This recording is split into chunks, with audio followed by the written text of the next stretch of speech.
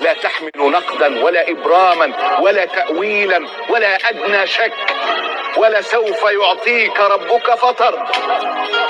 إنها أعظم آيات جبر الخواطر، حيث تصحيح المكسور في نفس الإنسان، فهو سبحانه الذي يجبر الفقر بالغنى، والمرض بالصحة، والخيبة والفشل بالتوفيق والأمل، والخوف والحزن بالأمن والاطمئنان، فهو جبار منصف بكثرة جبره لحوائج الخلائق. ولسوف يعطيك ربك فترضى.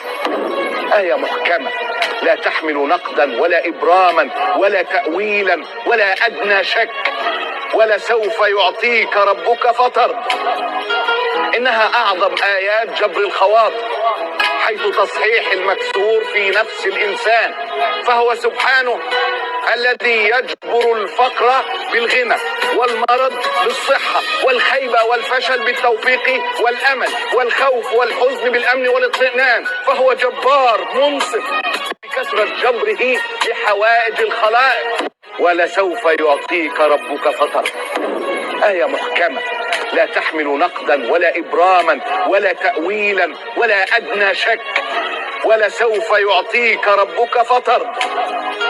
إنها أعظم آيات جبر الخواطر، حيث تصحيح المكسور في نفس الإنسان، فهو سبحانه الذي يجبر الفقر بالغنى، والمرض بالصحة، والخيبة والفشل بالتوفيق والأمل، ولسوف يعطيك ربك فترضى. آية محكمة لا تحمل نقدا ولا إبراما ولا تأويلا ولا أدنى شك، ولسوف يعطيك ربك فترضى.